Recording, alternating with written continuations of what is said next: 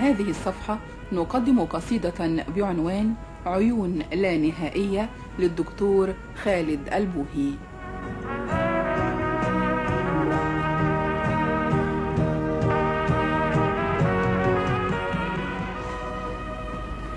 عيون لا نهائية، شعاع من بريد العشق يغزو خاطف الأبصار ممزوجا بجنية.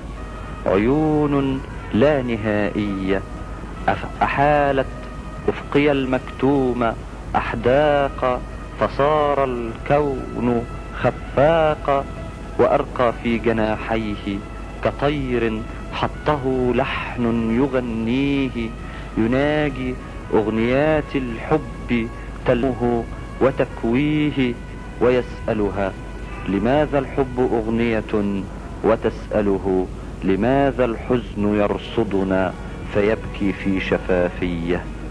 عيون لا نهائية، وبحار أراد البحر موالا، فصال البحر أمواجا يحطم عرضه المجداف، يمسك في بقاياه يخر يئن منهزما، ولا يبقى سوى عينين في ألق وحورية. عيون لا نهائية، وشدو في الدجى أبكم، ولحن لم يعد يفهم، وأغنية نهائية.